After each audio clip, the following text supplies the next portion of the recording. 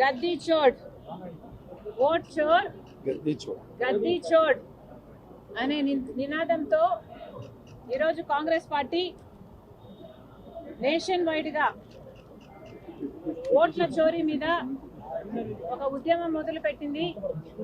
అందులో భాగంగానే ఈరోజు విజయవాడలో కాంగ్రెస్ పార్టీ కూడా ఇక్కడ ఒక కాగడాల ర్యాలీకి ప్లాన్ చేయడం జరిగింది. ఈరోజు స్పష్టంగా తేలిపోయిన విషయం ఏమిటి అంటే బీజేపీ ఓట్ చోరీకి పాల్పడింది. మోడీ గారు ఓట్ చోరీకి పాల్పడ్డారు. దొంగ ఓట్లతో మూడోసారి అధికారం లేకొచ్చిన గజ దొంగ మోడీ అని ఈరోజు తేలిపోయింది. ఇదివరకే అధికారంలో ఉన్నప్పటి నుంచి ప్రతి వ్యవస్థను తమ గుప్పిట్లో ఎలా పెట్టుకుందో బీజేపీ సర్కార్ అయినా లేక మోడీ అయినా దేశమంతా చూడటం జరిగింది. ఇప్పుడు ఆఖరికి ఎలక్షన్ కమిషన్ ఆఫ్ ఇండియాను సైతం తమ గుప్పెట్లో పెట్టుకున్నాడు మోడీ అని. తమ గుప్పెట్లో బీజేపీ పార్టీ ఏజెంట్ల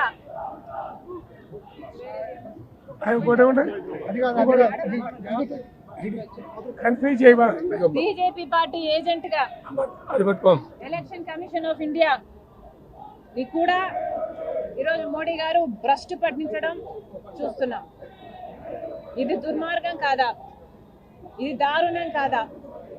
ఎలక్షన్ కమిషన్ ఆఫ్ ఇండియా ఒక ఇండిపెండెంట్ బాడీగా వ్యవహరించాల్సింది ఈరోజు మోడీ చేతుల్లో, చెప్పు చేతుల్లో ఒక కీలు బొమ్మలా మారిపోయింది అంటే ఇది భారతదేశానికే అవమానం కాదా? ప్రజాస్వామ్యానికి ఓటు అనేదే పునాది లాంటిది. ఈ దేశంలో ఒక ధనవంతుడు, ఒక సామాన్యుడు ఏ విషయంలోనైనా సమానంగా ఉన్నారు, వాళ్ళకి సమానత్వం ఉంది అంటే అది ఒక్క ఓటు విషయంలోనే మాత్రమే. కానీ ఈరోజు అది కూడా ప్రశ్నార్థకమైంది.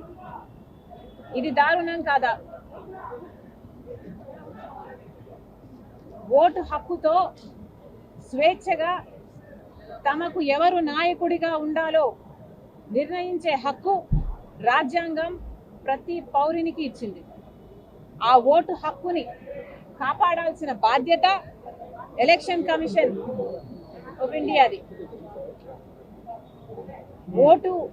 ఓటింగ్ ప్యాటర్ను, ఎలక్షన్లు ఇవన్నీ సజావుగా, స్వేచ్ఛగా, ఇంపార్షియల్గా జరిపించడం ఎలక్షన్ కమిషన్ ఆఫ్ ఇండియా బాధ్యత, విధి. కానీ ఇవేవి పట్టనట్టు ఈరోజు election commission of India RSS లాగా బీజేపీకి ఒక అనుసంధ వ్యవస్థగా మారిపోయింది.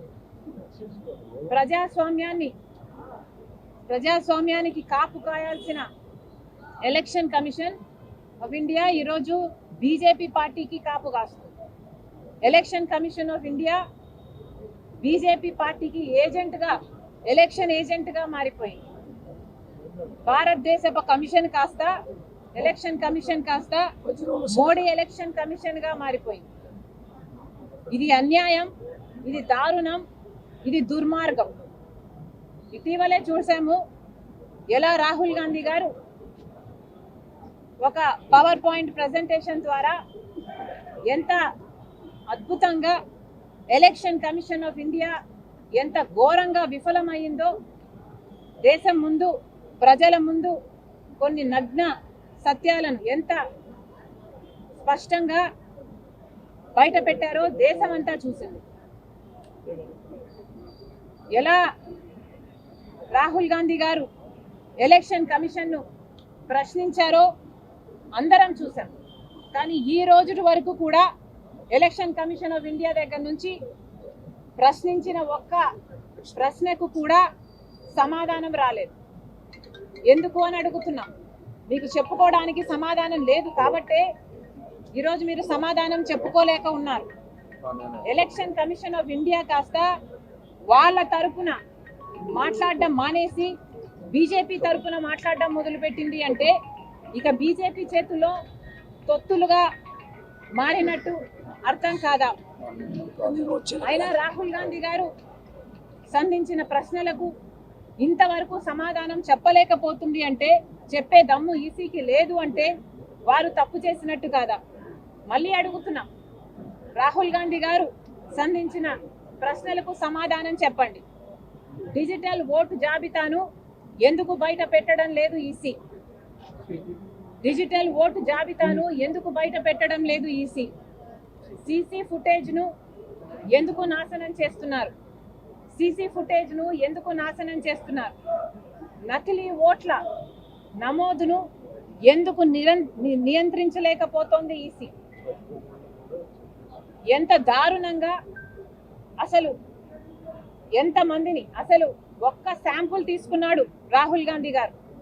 కర్ణాటకలోని మహదేవ్పుర కాన్స్టిట్యుయెన్సీలో ఒక్క శాంపుల్ తీసుకుంటే ఆ ఒక్క శాంపుల్లోనే 1,00,000 ఓట్లు, 1,00,000 బోగస్ ఓట్లు, 1,00,000 నకిలీ ఓట్లు తేలాయి అంటే ఇది ఎంత దారుణమైన విషయం, ఇది ఎంత అవమానం కలిగించే విషయం. భారతదేశంలో ప్రజాస్వామ్యము ఇంకా బ్రతికే ఉందా లేదా, అసలు ప్రజలే నాయకుల్ని ఎంచుకుంటున్నారా లేదా అన్న అనుమానాలు కలగటం లేదా? ఒక్క శాంపుల్లోనే 1,00,000 ఓట్లు బోగస్ ఓట్లని తేలాయంటే చాలా మటుకు కాన్స్టిట్యుయెన్సీలో ఒక 5,000తోనో 7,000తోనో గెలిచే కాన్స్టిట్యుయెన్సీలు ఎన్నో ఉంటాయి. అలాంటిది ఇక్కడ మహదేవ్పురాలో 35,000తో క్యాండిడేట్ గెలవడం జరిగింది, బీజేపీ క్యాండిడేట్. మరి 1,00,000 ఓట్లు బోగస్ ఓట్లు అయితే మరి 35,000తోనే గెలిచాడు అంటే గెలుపు ఎలా అవుతుంది?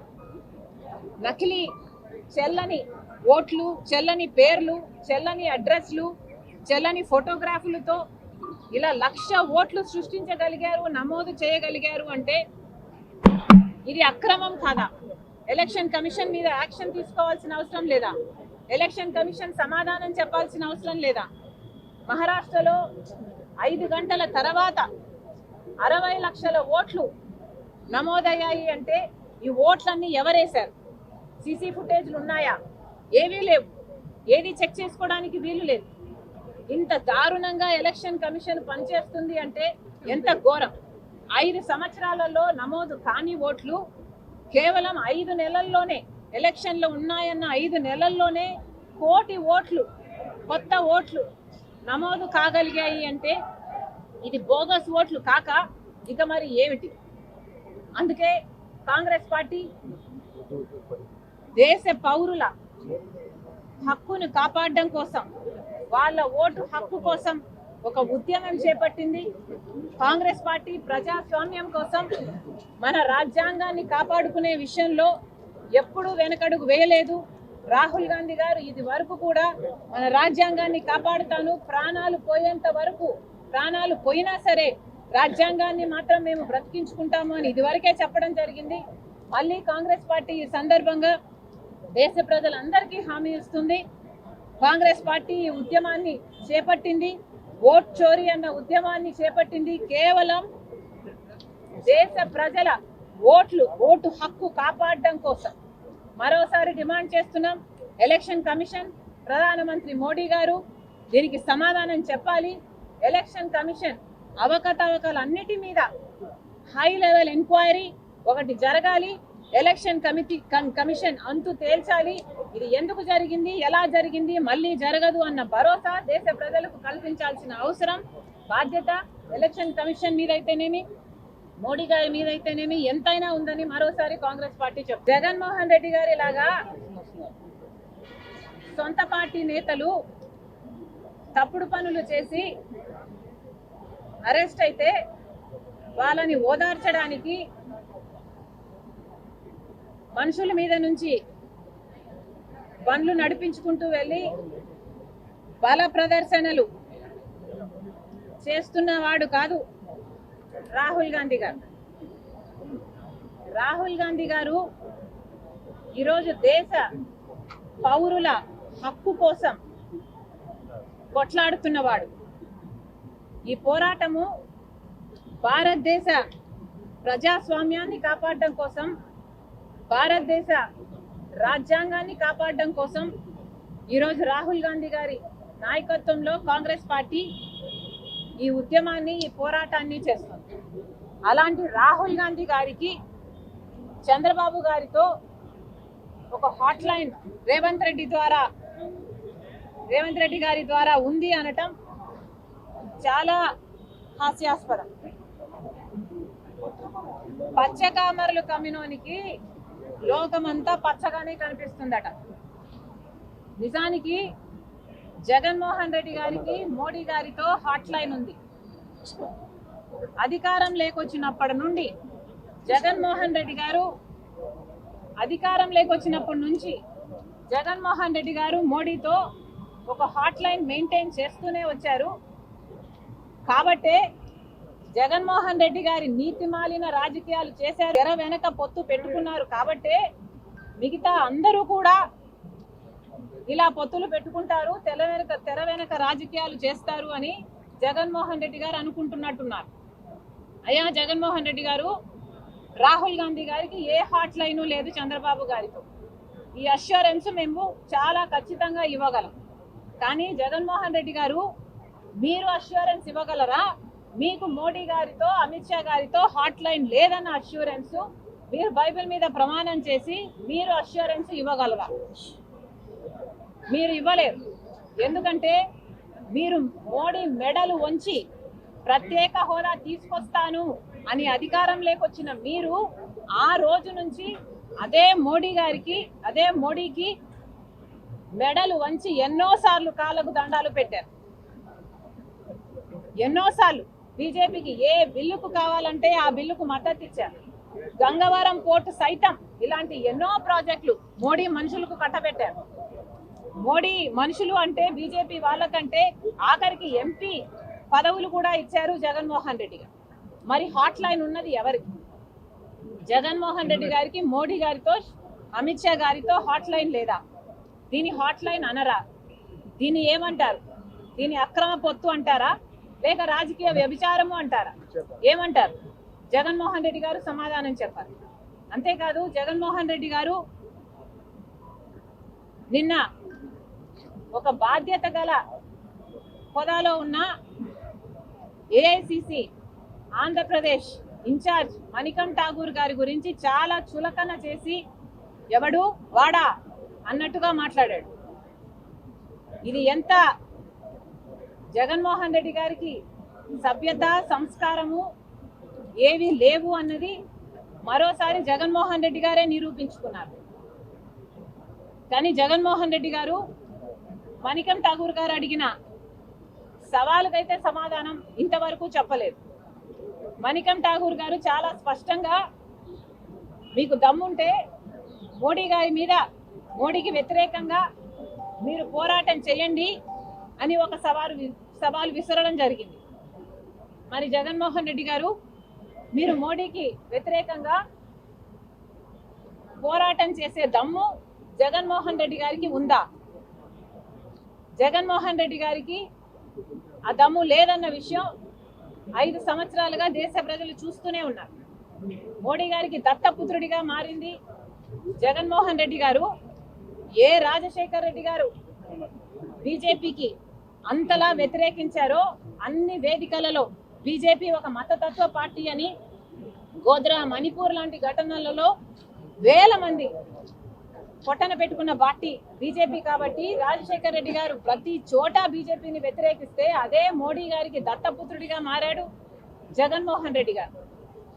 మరి జగన్మోహన్ రెడ్డి గారు గుండెల మీద చేసుకొని చెప్పాలి, హాట్ లైన్ ఉన్నది ఎవరికి? మోడీ దత్తపుత్రుడు మీరు కాదా? మీరు ఎందుకని ఈ రోజు వరకు కూడా అసెంబ్లీకి వెళ్ళలేదు? మీకు దమ్ముంటే ఇప్పటికైనా అసెంబ్లీకి వెళ్ళండి. అక్కడ ఇప్పుడు జరుగుతున్న ఈ లిక్కర్ కుంభకోణం, ఎందుకని మీరు ఓన్లీ క్యాష్ పద్ధతిలోనే అమ్మకాలు జరిపారో సంజాయిషి ఇచ్చుకోండి. మీకు దమ్ముంటే ఎందుకని అక్రమ లిక్కరు అంటే ట్రస్టెడ్ బ్రాండ్స్ కాకుండా నాసిరకం బ్రాండ్లకు అనుమతి ఇచ్చారో సమాధానం చెప్పండి.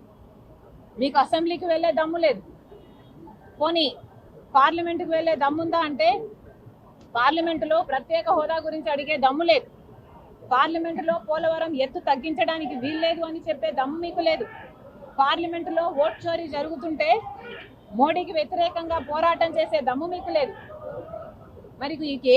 మరి మీరు ఎందుకున్నట్టు? మీరు అసెంబ్లీకి పోరు, మీరు పార్లమెంటుకు పోరు, మరి మీ పార్టీ ఎందుకున్నట్టు?